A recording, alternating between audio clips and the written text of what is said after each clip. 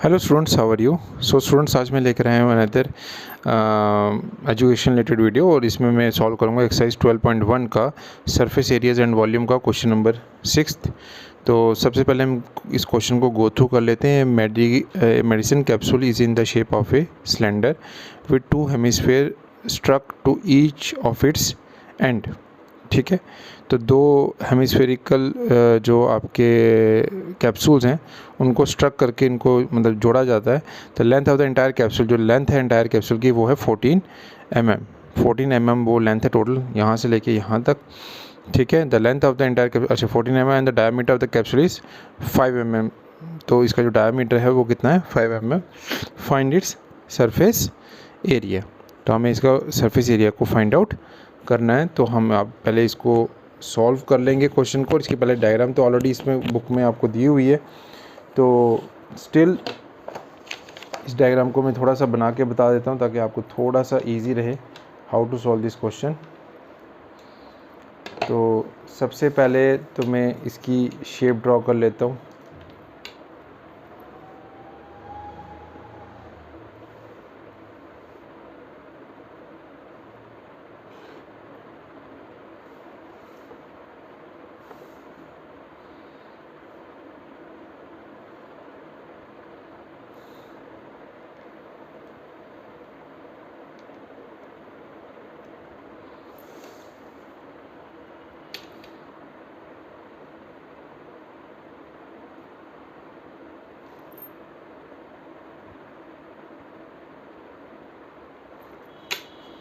ठीक है, और ये आ जाएगी इसकी टोटल लेंथ।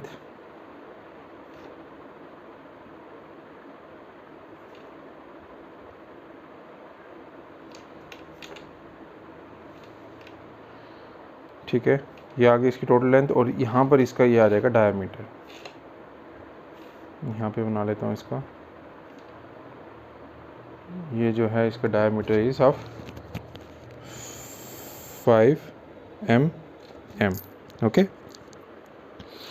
अब यहाँ पे मैं क्वेश्चन नंबर मेंशन कर देता हूँ। यहाँ पे क्वेश्चन नंबर 6। ठीक है, ये आ जाएगी आपकी एक्सरसाइज 12.1 10th मैथ। ओके, अब इसके बाद अगर हम पहले तो इसमें आप ये देख सकते हैं कि ये जो पोर्शन है ये सिलेंड्रिकल पोर्शन जैसा लग रहा है और ये आपका लग रहा है आपका हेमिस्फीयर टाइप। ठीक है, और यहाँ पर ये देखिए, यहाँ पर इतना पोर्शन आपका हेमिस्फीयर टाइप लग रहा है और ये आपका सिलेंड्रिकल टाइप लग रहा है। तो इसका मतलब दो हेमिस्फीयर और एक सिलेंडर का अगर एरिया को मैं एडअप कर लूँगा तो मेरा surface area of the capsule निकल के आ जाएगा। तो आई थिंक इसका एरिया और इसका एरिया तो ऑलमोस्ट सेम होगा। नंबरिंग कर लेता 1 2 एंड 3। तो जो सरफेस एरिया है आपका, surface area of 1 equals to surface area of 3, वो तो सेम है हेमिस्फीयर का, इक्वल्स टू वो क्या आ जाएगा, सरफेस एरिया ऑफ हेमिस्फीयर। और वो किसके इक्वल है आपका 2 पाई r का स्क्वायर। ठीक है, अब सबसे पहले तो मुझे r को फाइंड आउट करना है। अब मैं r को कैसे फाइंड आउट करूँगा, डायमीटर तो दिया हुआ है मुझे। ठीक है, यहाँ पे लिख लेता हूँ, डायमीटर इक्वल्स टू कितना है आपका, इसका डायमीटर है आपका 5 है। ठीक है, 5 mm। तो रेडियस कितना आ जाएगा आपका 5/2 mm। ठीक है, तो ये आपका आ गया, यहाँ पर रेडियस निकल गया। अब मैं क्या करूँगा, मुझे निकालना है surface area of the cylindrical part या हाइट। तो उसके लिए मुझे, आपको पता है surface area of cylindrical part का फॉर्मूला क्या होता है, सरफेस एरिया ऑफ सिलेंडर किसके बराबर होता है, वो आपका 2 पाई RH। ठीक है, तो अब मेरी r की वैल्यू तो निकल के आ गई है, आप देख सकते हैं। r तो मैंने यहाँ पे निकाल लिया, r तो सिलेंडर के लिए भी सेम रहेगा। ओके, अब मुझे क्या करना है, मुझे अब वैल्यू निकालनी है h की, हाइट की। तो this is the height of the cylinder. अब अगर ये हाइट ऑफ द सिलेंडर है तो मुझे टोटल लेंथ दी हुई है, आप समझ रहे हैं, मुझे ये लेंथ निकालनी पड़ेगी तो मेरी हाइट निकल जाएगी। अब देखिए, अब ये जो डिस्टेंस है, ये वाला डिस्टेंस और ये वाला जो डिस्टेंस है, ये भी आपका रेडियस को रिप्रेजेंट करता है, समझ रहे हैं आप। तो ये कितना है 5/2, मैंने निकाल लिया ऊपर रेडियस 5/2, और ये भी आपका 5/2। टोटल लेंथ कितनी है 14। तो 14 में से अगर मैं 5/2 -5/2 और -5/2 करता हूँ तो मेरी हाइट ऑफ द सिलेंडर आ जाती है। तो ये आप लिख सकते हैं, हाइट ऑफ सिलेंडर कितना आ जाएगा आपका, टोटल लेंथ कितनी है 14 माइनस ये 5/2 और -5/2, ये निकल के आ जाएगा। अब आप इसको फर्दर अगर आप इसको सॉल्व करेंगे तो ये आपको इससे आप इसको आराम से इसको सॉल्व करके आप इसको कर सकते हो। जैसे यहाँ पे देखिए, ये 5/2 में माइनस इसमें से कॉमन ले लेता हूँ, इजी मेथड से करके बताता हूँ आपको। माइनस कॉमन ले लिया, अंदर क्या बच गया आपका 5/2 प्लस 5/2। ओके, इसको मैं थोड़ा स्क्रीन को थोड़ा सा नीचे कर लेता हूँ। उसके बाद आप ये देखिए 14 माइनस एलसीएम कितना आ जाएगा 2, ठीक है, दोनों का एलसीएम 2, तो ये आ जाएगा 5 + 5। ओके, इसको मैं आगे फर्दर देखूंगा तो 14 माइनस ये आ जाएगा 10/2, ये देख सकते हैं आप 10/2, 2 1 जार 2 5 जार, तो ये आ जाएगा 14 माइनस 5, तो वो निकल के आ जाएगा 9 mm, ठीक है, वो इसकी निकल के आ जाएगी height.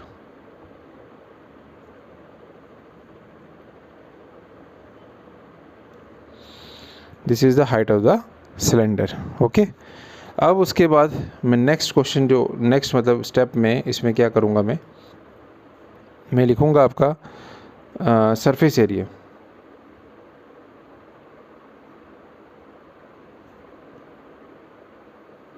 Surface area of capsule, तो वो कितना आ जाएगा 2πRH प्लस ट्वाइस इसका एरिया और इसका एरिया, तो वो ट्वाइस आ जाएगा, और कैसे लिखेगा πr², ठीक है, πr² आ गया। अब मैं इसके ब्रैकेट्स को अगर मैं इसमें से कॉमन निकालूँ तो मेरा 2 तो कॉमन आ रहा है, इधर भी 2 है इधर भी 2 है, तो मैं निकाल लेता हूँ। सॉरी, मैं और भी चीज़ें निकाल सकता हूँ, 2π और r, एक r निकल जाएगा मेरे, तो मेरा 2π और r बाहर आ जाएगा।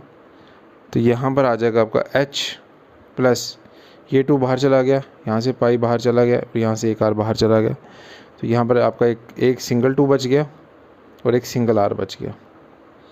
आप क्रॉस वेरीफाई भी कर सकते हैं, इसको वापस मल्टीप्लाई कर दीजिए ब्रैकेट के अंदर, इसको इसके साथ और इसको इसके साथ, सेम टर्म बननी चाहिए, ठीक है। इसको मैं यहाँ पर 4 कर लेता हूँ ताकि वो कन्फ्यूजन ना हो, πRH प्लस 4πr², ठीक है, ये आपके सामने यहाँ पर शो हो रहा है।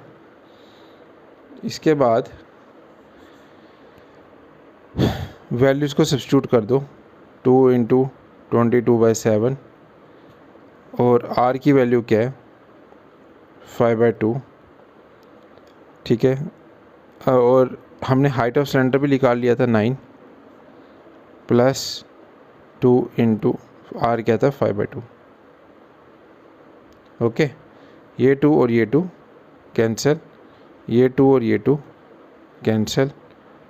तो अब हम इसको फर्दर अगर हम सॉल्व कर लें तो यहाँ पर 22 × 5/7 ये आएगा, और ब्रैकेट के अंदर 9 + 5 बन जाएगा 14। ओके, जैसे टर्म बन गई, ये कैंसिल हो सकते हैं, 7 और 14, 7 1 जार 7 2 जार, तो ये 2 × 22 बन जाएगा 44 × 5, और ये जो आपका आंसर निकल के आएगा इसका, that is 220 mm² is your answer, final answer.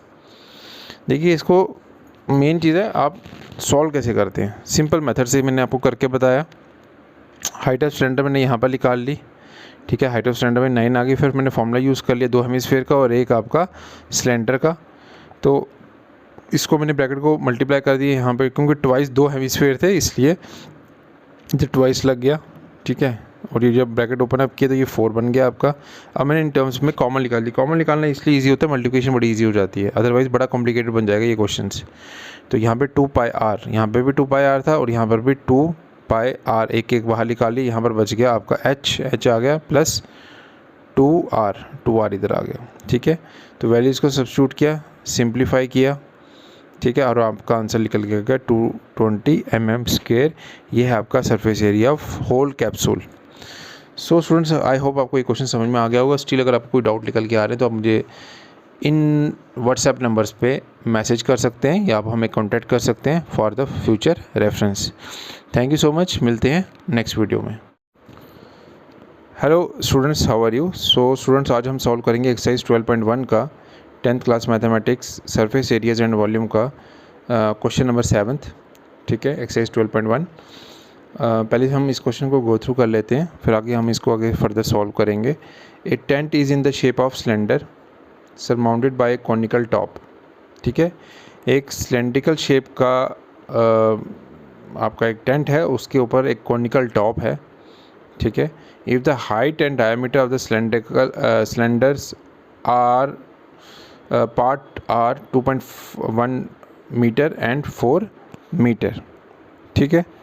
तो अब इसमें क्या बता रहे हैं रिस्पेक्टिवली, तो इसका मतलब एक जो फर्स्ट इधर टर्म लिखी है हाइट, तो इसका मतलब हाइट कितनी है आपकी 2.1 मीटर। जो टर्म पहले लिखी है उसके वैल्यू, क्योंकि 2 वैल्यूज इन्होंने इकट्ठे लिख दिए। अब इसमें कन्फ्यूजन होती है बच्चों को कि हाइट कौन सी डायमीटर कौन सा। जो फर्स्ट टर्म लिखी है उसकी जो फर्स्ट वैल्यू है वो लिखेगी 2.1 मीटर, वो आ जाएगी height.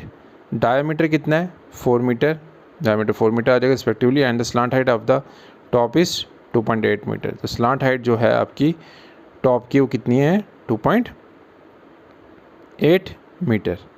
Find the area of the canvas, हमें एरिया ऑफ द पूरा कैनवस निकालना है।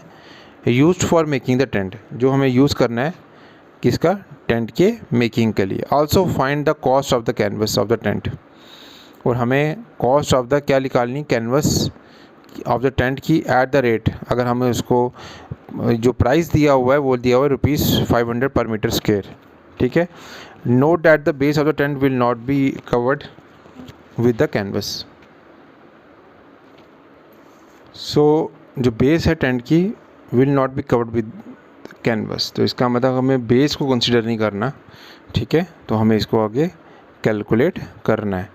तो मुझे ऐसा लग रहा है कि जो इसको क्वेश्चन आपको इसको पढ़ के ही थोड़ा बहुत समझ में आ गया होगा कि जो टेंट है और जो आपका जो कोन है और आपका जो सिलेंडर है ओवरलैप कर रहे हैं, ठीक है। और बेस भी उसको लेना नहीं है, बेस भी कंसिडर नहीं करना है। इसका मतलब हम इसमें हमें क्या कैलकुलेट करना पड़ेगा, टोटल सरफेस एरिया कैलकुलेट नहीं करना हमें इसमें करना पड़ेगा कर्व सरफेस एरिया, ठीक है।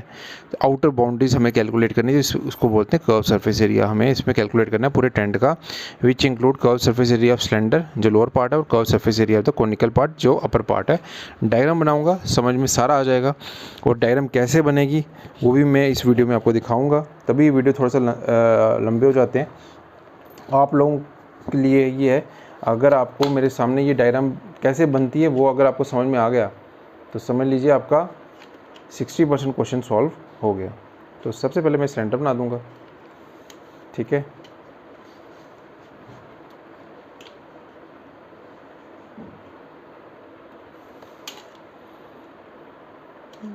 ये सिलेंडर का आ गया बेस, ओके। उसके बाद मैं बनाऊंगा आगे कोन।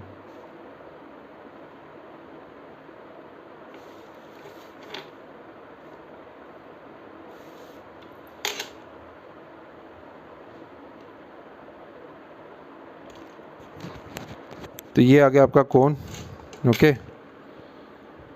और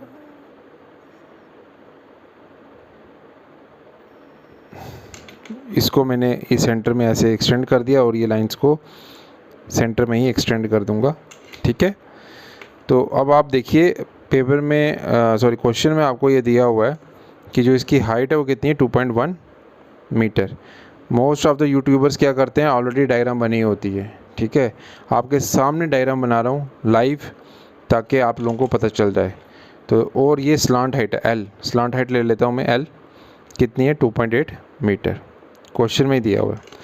तो अब इसका जो डायामीटर है इसमें, डायामीटर इसमें आपको आई थिंक इसमें दिया हो, या एक बार गो थ्रू कर लेता हूँ। इसमें हाइट दी हुई है और डायमीटर भी दिया हुआ है, ठीक है। हाइट दे दी है आपकी, तो if the height and the diameter of the cylindrical part का दिया हुआ है। हाइट भी दे दी मैंने 2.1 ले ली, और आपकी स्लांट हाइट भी ले ली मैंने, और इसमें डायमीटर आपका दिया हुआ है। अगर डायमीटर आपका, इधर मैं साइड पे लिख देता हूँ, अगर डायमीटर आपका 4 है तो रेडियस कितना होगा, d/2, तो कितना हो जाएगा 4/2, तो कितना आ जाएगा 2, ठीक है, 2 मीटर। तो इसका मतलब ये जो डायमीटर है ये ओवरलैप कर रहा है, आप देख रहे हो, ये कोनिकल पोर्शन और ये सिलेंड्रिकल, ये जो चीज़ है ओवरलैप कर रही है। मैं इसको शेड कर देता हूँ, ये देखिए। तो जो इसका डायमीटर होगा वो आपका कोन का भी होगा, रेडियस और सिलेंडर का भी सेम होगा। तो दोनों का जो आर होगा, मैं इधर लिख देता हूँ, आर की वैल्यू क्या आएगी आपकी, दोनों की 2 metre. This is the radius, ठीक है, दोनों के लिए। अब हम क्वेश्चन को सॉल्व करना स्टार्ट करते हैं। अब मैं यहाँ पर मेंशन कर देता हूँ एक्सरसाइज 12.1, ठीक है, और क्वेश्चन नंबर ये आपका निकल के आता है 7th, ठीक है, 10th क्लास मैथ है आपका। सबसे पहले तो मैं इसमें वही डायमीटर ऑफ सिलेंडर मेंशन कर देता हूँ। डायमीटर ऑफ सिलेंडर कितना आ जाएगा आपका 4, तो रेडियस ऑफ सिलेंडर कितना आ जाएगा 4/2, कितना आ जाएगा 2 आपका मीटर, ठीक है। और मैं आपको एक चीज़ और बता दूं यहाँ पर जो इम्पोर्टेंट है, radius of cone equals to radius of cylinder. ये भी आपको चीज़ क्लियर हो गई, ओके।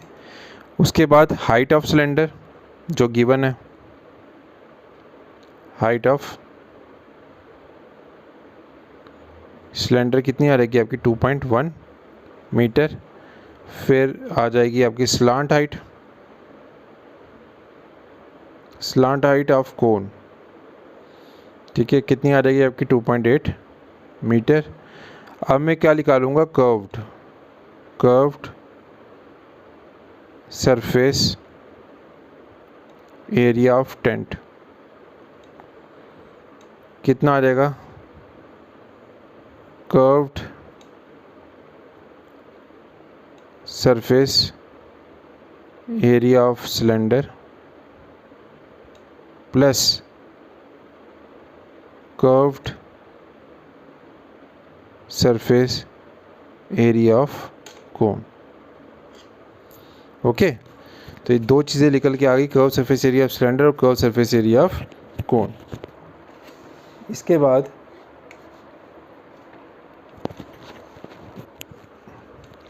हम वैल्यूज़ को सब्स्टिट्यूट कर लेंगे। Curve surface area of cylinder जैसे आ गया आपका 2πr/h, okay, plus curve surface area of the cone जो हो जाएगा वो क्या होता है πr/l, ठीक है।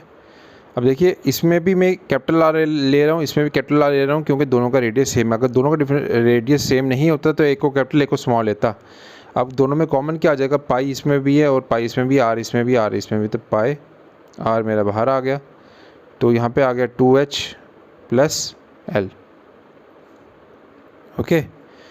अब उसके बाद पाई की वैल्यू क्या है 22/7 और आर की वैल्यू क्या है यहाँ पर 2, रेडियस यहाँ पे 2h, 2 इंटू हाइट कितनी हो जाएगी मेरी 2.1 और L कितना है मेरा 2.8।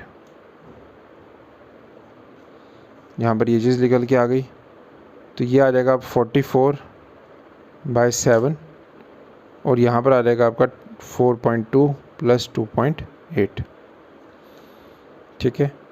अब इसको जब इन दोनों को आप ऐड करोगे वैल्यूज़ को, तो 44/7 ये वैल्यू निकल के आएगी आपकी 7 × 7, ये 7 और ये 7 आपका क्या हो जाएगा, कैंसिल आउट हो जाएगा। तो जब ये कैंसिल आउट हो जाएगा तो आप कितना आ जाएगा आपका answer 44 metre square is your final answer जो होगा आपका curve surface area, curved surface area of tent, ये निकल के आ जाएगा पूरा। ठीक है, इन दोनों को ऐड कर लिया मैंने, 4.2 + 2.8 आपका बन जाएगा 7, 7, 7 कैंसिल तो 44 रह जाएगा, तो 44 मीटर स्क्वायर। अब इसने बोला है कॉस्ट हमें दी हुई है, cost of 1 metre square canvas कितना हो गया ₹500 1 मीटर स्क्वायर की। तो बताओ पूरे टेंट की कितनी होगी, तो ये 44 मीटर स्क्वायर है, इसको आप इससे मल्टीप्लाई कर दो। तो cost of 44 metre square, 1 second, cost of 44 metre square canvas की कॉस्ट कितनी पड़ेगी, जो 1 मीटर स्क्वायर की है 500, उसको मैं टोटल एरिया से मल्टीप्लाई कर दूंगा, 44 × 500। अब आप इसको मल्टीप्लाई कर लीजिए, तो ये आपका आंसर, सिंपल मल्टीप्लिकेशन आपने करना है, लास्ट में 2 ज़ीरो ज़रूर लगा लीजिएगा। ठीक है, आप शॉर्टकट में 2 ज़ीरो लगा लीजिए, 5 को 44 से मल्टीप्लाई कर लीजिए, वो आ जाएगा आपका 220। तो this is your final cost जो कैनवस की लगेगी पूरे टेंट को कवर करने के लिए। ये हमने प्राइस निकालना था, पहले हमें उसके लिए एरिया निकालना पड़ेगा, तो एरिया निकाल लिया। तो एरिया के लिए हमें दोनों एरियाज़ को डिवाइड कर लिया, एक रेडियस, एक सिलेंडर का एरिया ले लिया, कर्व सरफेस एरिया, और एक मैंने कोन का ले लिया। तो उनको ऐड अप करके मैंने curve surface area of tent निकाल लिया। उसके बाद मैंने कॉस्ट ऑफ कैनवस मुझे दी हुई थी, तो कॉस्ट ऑफ टोटल कैनवस मैंने निकाल ली, मुझे कितना उस पर कॉस्ट आएगी उसको मतलब कैनवस करने के लिए। तो आई होप स्टूडेंट्स ये आपको क्वेश्चन क्लियर हो गया होगा। अगर स्टिल अगर आपको कोई डाउट आता है तो these are our WhatsApp numbers, आप इन व्हाट्सएप नंबर्स पे आप हमें कॉन्टैक्ट कर सकते हैं। और काइंडली सब्सक्राइब हमारे चैनल अगर आपने अभी तक हमारे चैनल को सब्सक्राइब नहीं किया है। ठीक है, तो थैंक यू सो मच, मिलते हैं नेक्स्ट वीडियो में।